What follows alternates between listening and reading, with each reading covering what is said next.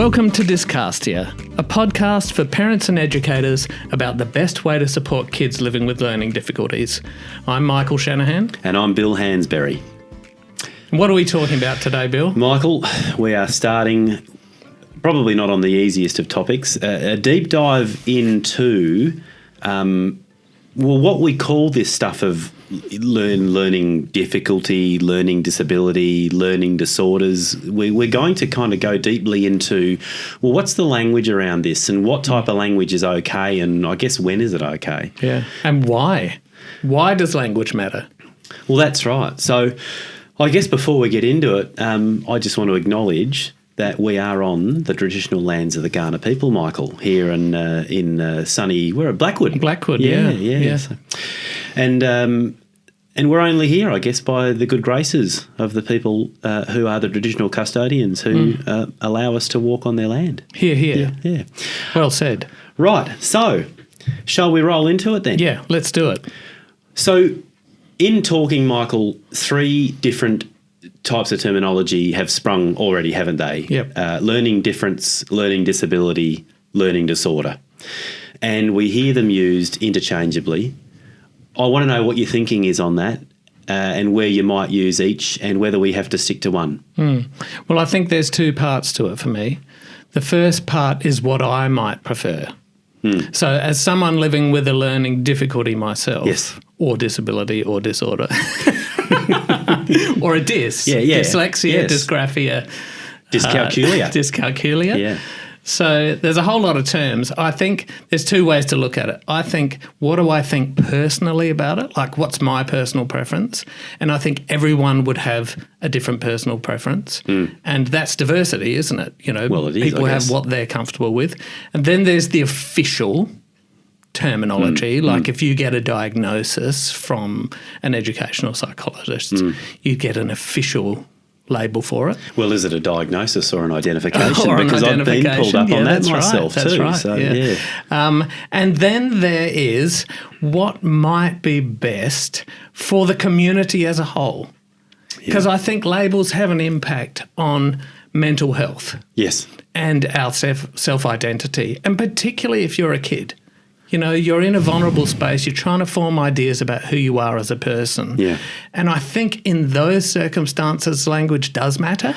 The microphone probably picked up my very audible out-breath then, my almost sigh on that when you went into the space around labels, mental health, and then what that means for our kids. Michael, we're both specialist dyslexia or learning difficulty practitioners. We've had these conversations with parents about should my child know that there is a formal identification here, and we're both teachers as well by background. Now, part of the culture of teaching was don't label.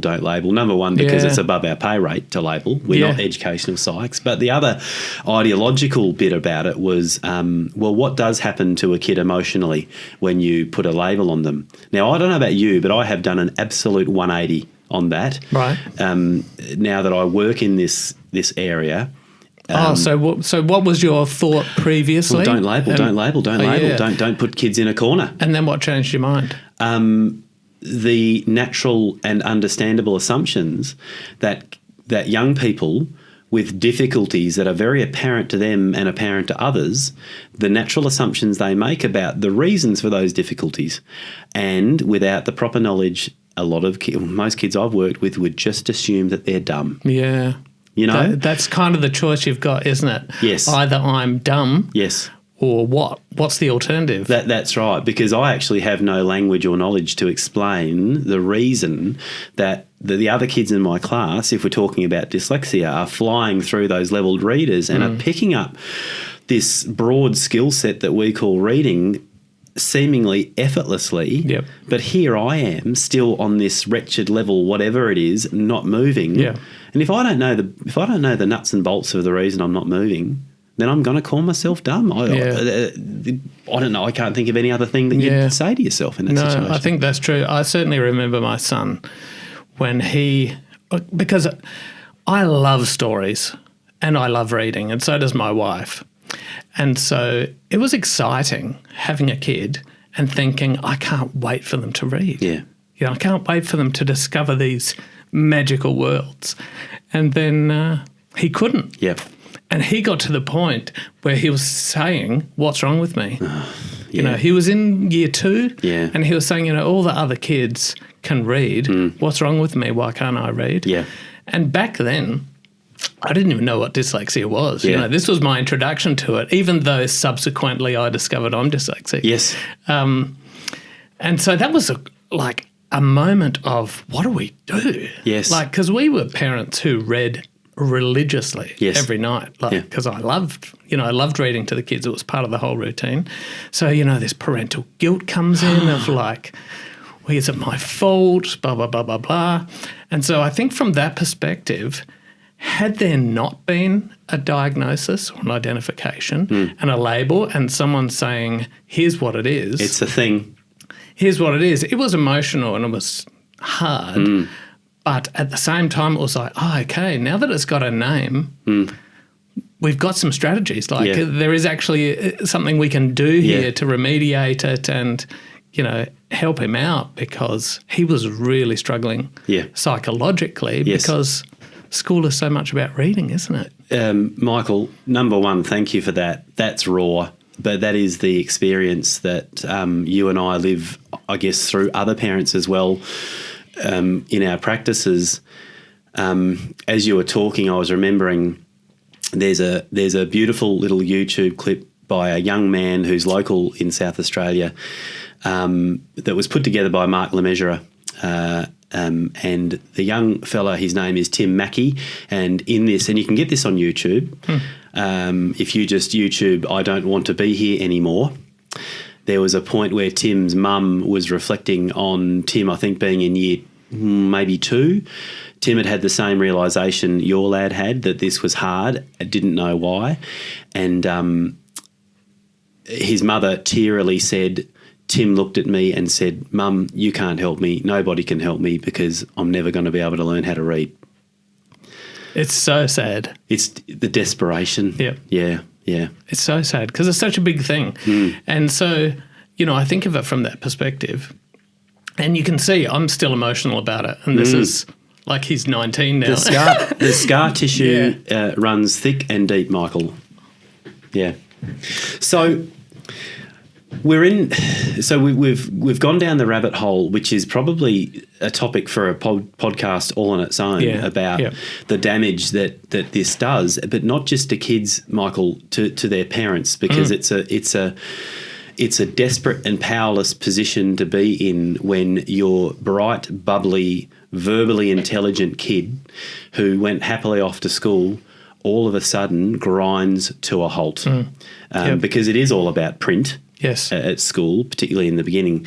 So, okay, we have these lucky families who can get an identification, and if they can't, some lucky families have a teacher willing to stick their neck out and say, you know what, I reckon you should look at this. I reckon you should maybe get an assessment. And then the very, very lucky kids are in schools that go, look, it walks like a duck and it quacks like a duck.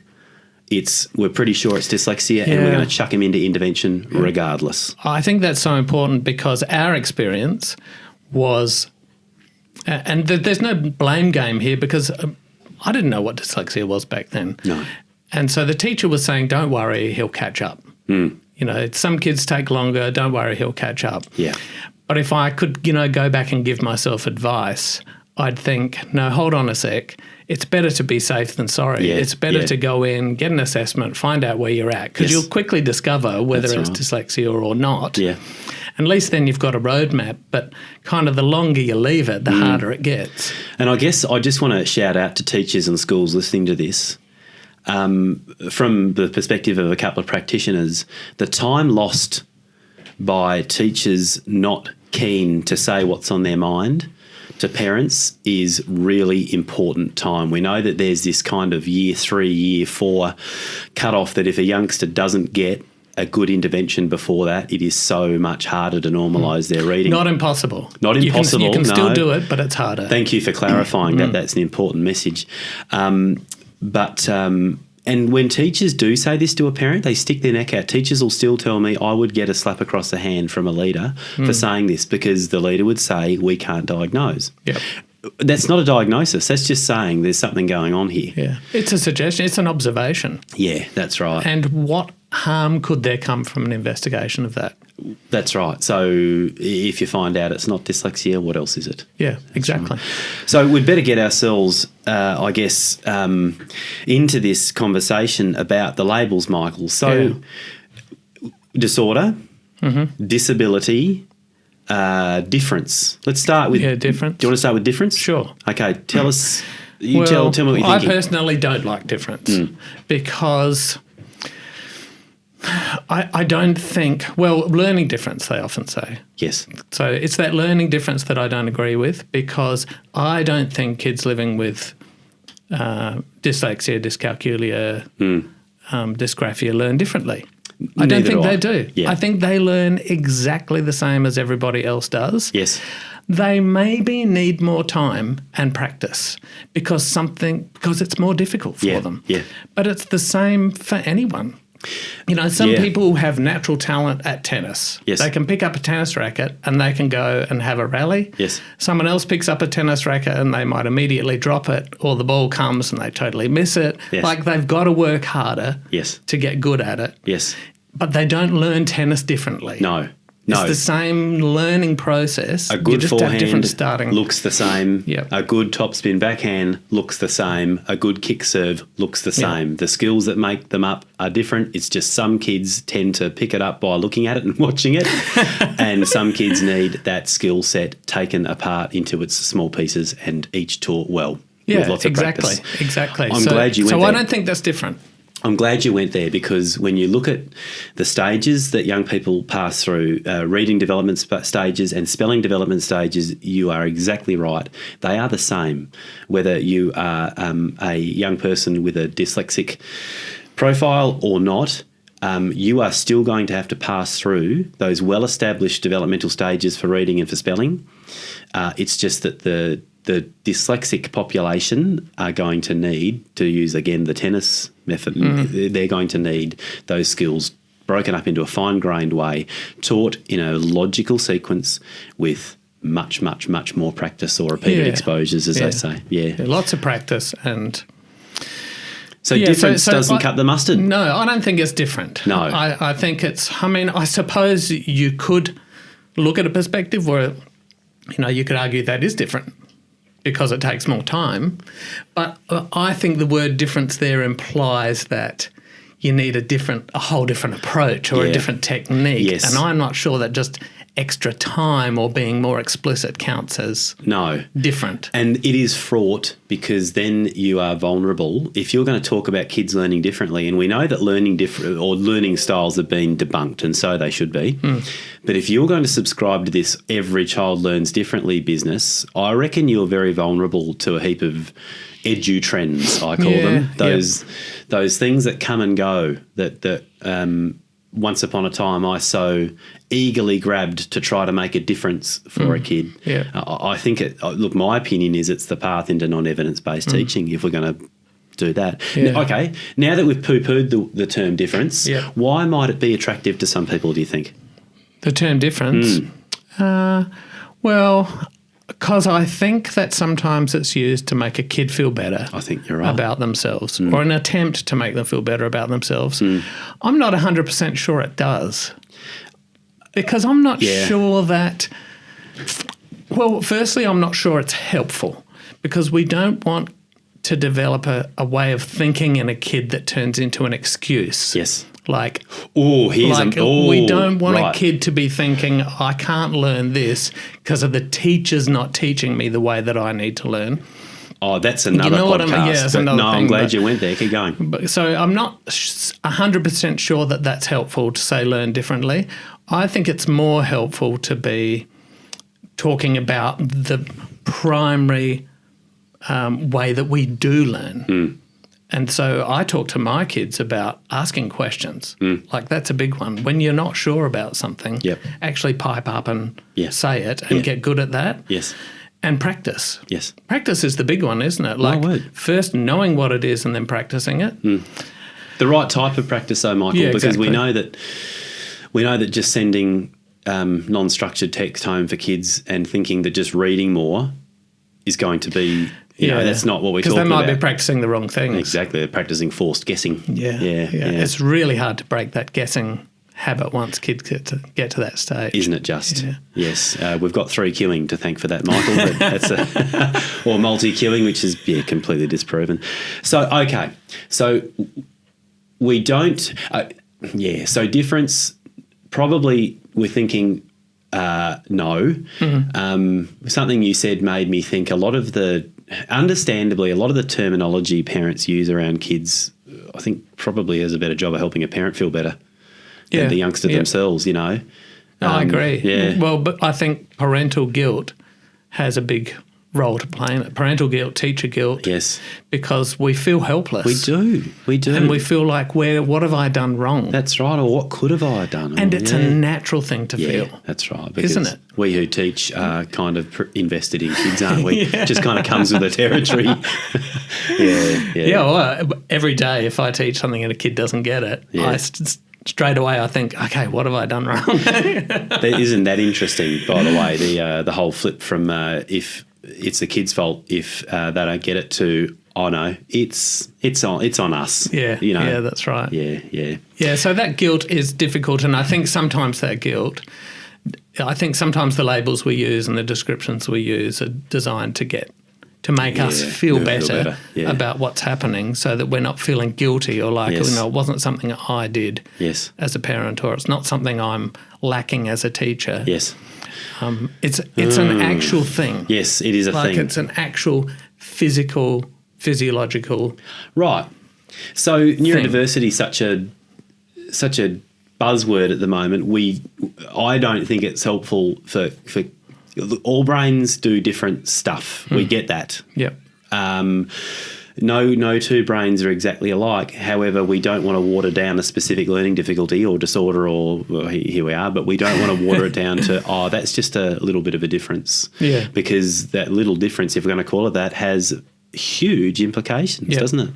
Yeah. All right. Should we move on to disability? Yes. The other way that we can talk about this. Yeah, well, what do you think about disability? I know that understandably, parents want to avoid it like the plague, because we have very different mental images typically, don't we, when we hear the word disability, i.e. we're thinking physical disability, or that's where I go. Yep. However, so no one wants to say to a kid, you aren't reading well because you are disabled. Yeah. Okay, that just is jarring, isn't it? Okay. Because it's not the person that's disabled anyway. Even if you're talking disability, you wouldn't say that to anyone. Let's go there then. Yeah. With, the groups I have spent time in, which Code Read used to be DAG Bags, Dyslexia SA, when we would talk to policymakers about dyslexia, in that setting, the word disability was what got the traction. So people kind of ask me, when do you use it? And I say it's probably a word in a political setting. Yeah. When we are trying to convince people that this is real, it has huge, huge implications for people's life. Yep. This is illiteracy. So in that context, I've no trouble calling it a disability. Well, that label is very useful from that perspective, because if you call it a disability, now you're falling under International Declaration of the DDA, the rights of the people who live with disability. Yes. And that gives you certain protections. Yes. So where it has been awfully helpful is the kind of analogy, why wouldn't you give a child with dyslexia a good evidence-based intervention?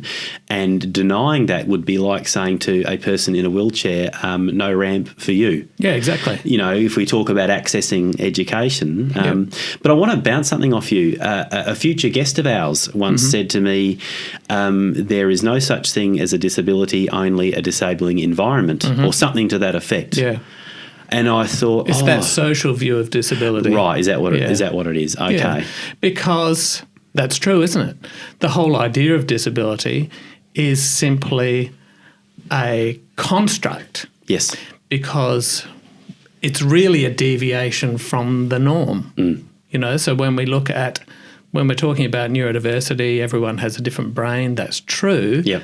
But we all tend towards a particular pattern. Yes. And then there are people that fall outside that norm. Yes. I'm imagining a bell curve, Michael. Yeah, yes. that's right, on a spectrum. Yes. And so we all tend to kind of go to that norm, that spot. And because most of us are there, then I think most of society and our built infrastructure and everything we do is based around the top of the bell where curve. most of us are. Yeah. Because it's our Yes. personal perspective. Yes. And so then from inside that bell curve bubble, Yep. we're looking outside and going, you're different. Yeah. You know, let's give you a label, let's call it disability or whatever, because you can't use the steps, the beautiful steps that I've just created. Yes. Yes. But you see, that's just me saying, this is how it is, Yeah. and you're different. So that, to me, that's the social model, because it's like, well, where are the majority of people thinking, and what are the Yeah. majority of people thinking? Yeah. And if you're outside of that, then there's something wrong with you. Yeah. So if you look at it Wow. from that perspective, you think, okay, well, that is just a constructed reality, isn't it? Well, it is. It's the experience of the majority. Yeah. Yeah. And it's just unfortunate, well, you know, if you want to call it unfortunate, it's just that reading is such an enormous part of what kids do at school that if you're outside that norm and you know, you have neurodiversity that means reading is hard, then we start saying that's a disability and so on. But, you know, we don't apply the same labels to someone that's bad at cooking, kicking a football or cooking a meal. Yes. You know, if you're a bad cook, we don't say you've got a disability. You don't have this cookie. Yeah, because it's not something that, No. you know, you have to pass and get examined on at school. I mean, in some yeah. subjects it is, but it's not Yes. so fundamental.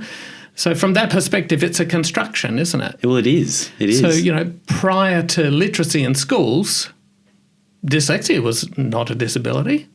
Prior to a writing system. Yeah, exactly. It wasn't, And so there's proof that it's a construction, isn't Yes, there? yes. Because this has always been part of our diversity. That's right. It's just that now, you know, this particular thing that we find tricky Yeah. becomes a cornerstone of education. Wow. Oh, man, you're just blowing my mind on this. Probably need to qualify the last comment. Prior to a Phoenician alphabet, a sound-based writing system, it wasn't the issue. Yeah. Yeah, okay. that's right.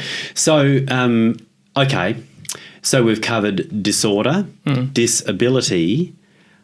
No, we haven't. Sorry, we did difference and disability. Yeah. Now we've got disorder left. Yeah. Tell me, when you hear disorder, if someone says dyslexia, dysgraphia, dyscalculia, learning disorder, where do you go? See, I don't like disorder. Yeah. And to me, this is, well, I don't like it, but I see the necessity for it. Where might it be necessary? Well, this is the official medical term. Mm-hmm. And so, you know, it's still like a diagnosis or an identification, whatever you want to call it. There's still a label that needs to be put on it. And traditionally, that kind of medical model of disability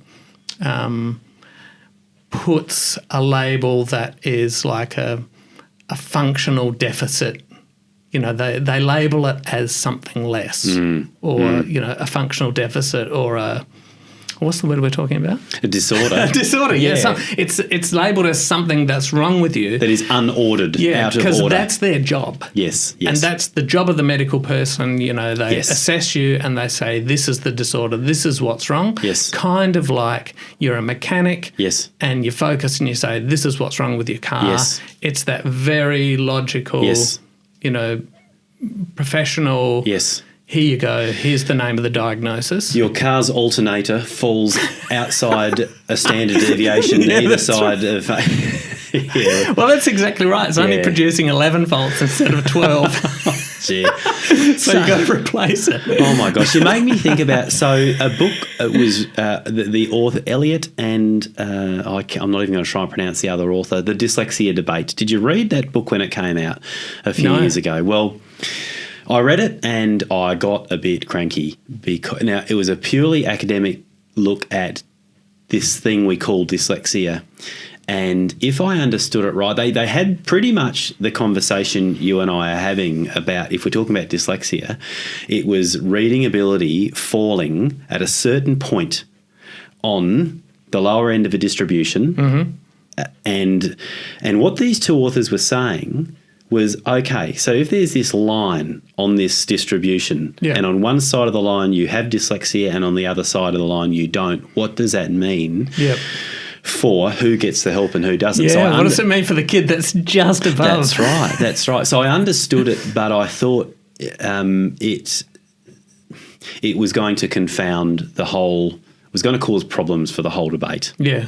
But it just made me think of that. But I completely on board with that line stuff, but there has to be a line. Yeah, there's got to be a line. A medical model says there's a line between hypertension and not having hypertension. Yep. There's a line between being of a good weight for your height and a not good weight for your height. Yeah, so, that's right. And you've got to draw a line somewhere, and that line is based on evidence. Ordered, like disordered. If someone falls below this line, then it's deviated too far from the norm. Yes. And so we need to put something in place, to support that person to try and, shift it. So it's not perfect, this line on a distribution, which pretty much runs and dictates a lot of who gets what in our community, but it is what it is. Yeah, it's not a perfect system. No. Right. And so kind of for me, that's the difference, is that, that disorder doesn't sit well with me. Before I was saying there's two perspectives. One is what you like to use and one is what the official terminology is. So I accept it's the official terminology, but I don't use it because I don't feel disordered. I don't feel like there's something wrong with me. Michael, you're one of the most ordered people I know. Yeah, so... And then there's the social, then there's the human rights model of disability, whatever you want to call it, which I think I subscribe to, which really says that everyone has a right. Yeah. So I'm a person. Yes. So I've got a right to an education. Yes. I've got a right to be able to read, learn to read and learn to write. That's my human right. And so I like that approach because it doesn't draw a line in the sand anywhere. There's no line. The line is underneath all of humanity. Yes. To say we all need to have this right to do this. I really like that model. I like it too. That says, well, let's get rid of discrimination altogether by saying we're all human. Yeah. So we all have these rights, and let's do our best to make sure everyone achieves them. That's well put, my friend. I like that. I like it too. Well, that's how I like to think of it. Okay. Well, I don't know whether we've given the listener really anything but probably food for thought about, whether you use the term disorder, disability or difference. But no, actually difference, well, I think we could, if there was a bin in here, we'd put difference in the bin, haven't we? Yeah, I don't like difference. For specific learning difficulties anyway. Yeah. So, I mean, for me, if I was to think what to take away from this is that it's confusing. So you've been doing this for a long time, Bill, much longer than me, and yet you're still debating in your head and learning every day and thinking, what do I call this? What is a learning disability? What is a learning difference? It's really complicated. And I think it's complicated because we're trying to draw a line on something that is a spectrum. Something just occurred to me. Hang on, we've said disability, disorder, difference, and then I said specific learning difficulty because SLD. So I pulled in difficulty as well. I didn't mean to. Yeah. I like difficulty personally. Yeah. And it is used a lot. And someone would say, though, in a school that's not subscribing to science of reading, that doesn't have a good intervention program for kids who are not developing typically, they'd go, well, there are going to be schools that where that difficulty is much more pronounced than others for kids. Yep. So there's a big moving line, isn't it? The quality of the education. But anyway, look. Yeah, so it is confusing. And, I was doing a little bit of research before we were looking at this podcast because I was thinking, is there a definition out there? Yeah. And, I was looking at all these expert opinions. Yes. And kind of this, the expert opinions that I got were that it's complicated. Yes, that's right. It's not cut and dried. Nothing's so, easy. if you're a parent out there or you're a teacher and you're thinking, this is confusing, I don't quite understand it. Well, I think everyone's in that boat. Yeah, like everyone is a bit confused about it. And unless you subscribe to one particular model and say, that's my model and here's where I'm drawing the line. I don't think how an intelligent person could do that. So it is quite confusing. Yeah. But for me, I think if you go on your gut feeling about a situation and you think, okay, this kid's struggling. Yeah. Something's not right here. Yes. Like my kid's not learning to read or they're not writing correctly. And there's no apparent cognitive reason that should be so. Yes. Yeah. Then I think you should get an assessment. Yeah. Because if you can. If you can. Yeah. And if you can't get an assessment, then what do you do? Okay, on assessment, in the DSM, the current DSM, they don't name dyslexia. No, they don't. Well, it's that broad what is it? What is it actually called in the DSM? Learning. It was one of those Ds. Reading and or spelling and but it's not. It's the medical one. What's the medical term called again? Oh, disorder. Disorder. Yeah, right. A disorder in reading, reading, writing, and mathematics, I think. We actually need the DSM in front of us, don't we? But dyslexia not named. That upset a lot of people when this is the DSM-5, isn't it? Yep. When that came out. The most recent one. Yeah. And they also threw out Asperger's syndrome too while they were at it. Which also upset a whole different community, and I think probably rightly. But anywho. But people can still use it. Yes, that's right. You know what I mean? We don't have to stick with the medical model. No, we don't.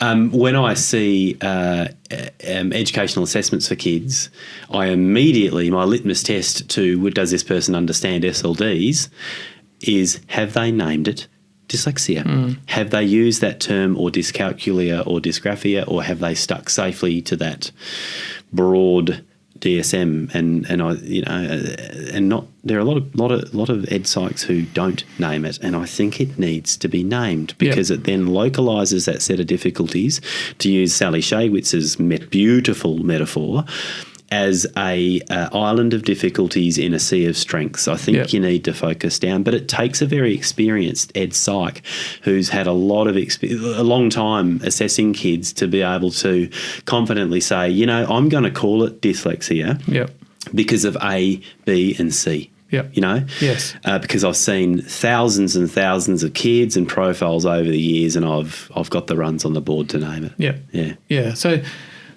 I think just getting back to what do you do if you can't get an assessment? Well, you know what I think? Like as a specialist tutor, and you're a specialist tutor, I have kids that I work with that have not had an assessment or an identification. And I think that's fine because these kids don't learn differently. They learn the same. You don't suddenly magically learn differently when you have an identification of dyslexia. You're just a person. Yes. And you learn like everyone else. Just at a different pace with many more exposures needed. So if a kid's struggling with reading or mathematics or spelling or writing, and they don't have an identification or a diagnosis, there's nothing wrong with finding a specialist tutor and working with them. All right then. So you don't have to have it. No, you don't, but I work with lots of kids in pairs. And let's just say one, and I'm always, part of what we do is something they call academic therapy, which is sometimes just explaining to a kid why they're struggling in this moment, why they are having such difficulty with that one syllable CVC word that just at the moment won't come to them. And I would say things like, that's just those sounds jumping around and muddling, and that's dyslexia. Yeah. But if the other kid on the other side of the table hasn't got that identification, but I know it's dyslexia, what do I do? Well, I'm in that circumstance, and I don't use the word dyslexia. Why don't I do it? Well, because I do have some kids whose parents don't want them to be labelled. You know, they've specifically said, no, I'm not going to get an assessment. That never lasts because I long don't in my want office. to label. Yeah, I go too late. They've labelled themselves. I think we need to go there. Yeah. And so I just talk about it from a purely functional perspective. So rather than using the word dyslexia, I say, well, you're having trouble with this because you're finding it tricky to break apart those sounds in your head and, you know, match them up with the letters. Yeah. Yeah. And so I just sort of talk about it in the moment of, That's probably not a bad way to this is start. just what's happening. Yeah. Just like if we use the tennis analogy, Yeah. you know, your serves are going out because you're not throwing the ball high enough. No. You've got a phonological core deficit, which makes it really hard for your brain to play with sounds, speech sounds to be. Yeah, right. Well, I suppose, look, these kids are not thick. You know, I think you can. I talk to my kids about PHON, phon, sound, phoneme, phonics, phonological deficit, and the Phoenician alphabet, which we. So you can talk to kids and explain. So if you've got a phonological core deficit, what that means is your brain has a lot of trouble with sounds. It's complicated. It's complicated, it's controversial, and if we've got anything from this conversation, different labels work in different contexts. Some work in a context that is more political, when you're basically looking for money or funding for something. Yeah. Some work better in a context when you're talking to parents or kids about the difficulties and you don't want to crush souls. Yep. You know, but you want to be frank and open about the difficulties. Yeah, they need to know what's going on. Yes. And that there's a name for it and that it's not stupidity. No, and I think that's the most important thing. Yeah. Because like we talked about earlier, we're not dealing with kids that have general issues of understanding or language comprehension. They're bright kids. So it's this balance around, look, this is what this thing is, and this is how you can expect it to bring your difficulty. But there's a way around it. Yeah, I say to my kids, you're certified smart. Yeah. Because they've had a psychological assessment. Yes. And you can't get a diagnosis of dyslexia, dyscalculia, the DISs, unless it's an unexpected That's right. difference in your learning. Correct. And so they're actually certified smart, and I say to them, look, you've got the piece of paper to prove it. Mm-hmm. You're actually really smart. Mark Lemessurier used to say to me, he'd say, this is what I say to kids, you have to make your mind up. Now, this is controversial the way you put it, but I've never had it go badly. You've got to make your mind up. You're either dumb or you're dyslexic because you cannot be both at the same time. So that's one I've fallen back on a fair bit. So we're talking about dyslexia now, aren't we? We are. So that's the podcast next week. That's right. So, look, thank you for listening. We really hope what we said was helpful and not utterly misleading, Michael. If you want to check out any of the references we've given, or you want to follow us on socials, that's how the kids say it, isn't it, Michael? Yeah, socials. I reckon they do. Well done. I just completely wrecked the coolness when I turned to you and said that's what the kids say. Yeah, man. Yeah, I think you're right. You'll find us on dyscastia.com. That's dyscastia.com, where you'll find more information and of course, all of our other episodes. Now, next week, Michael, we're going to continue our discussion on learning difficulties, and we'll talk in more detail about dyslexia and dysgraphia. Yeah, excellent. So we really hope you'll lend us your ear then. Thank you. Goodbye, everyone. Goodbye.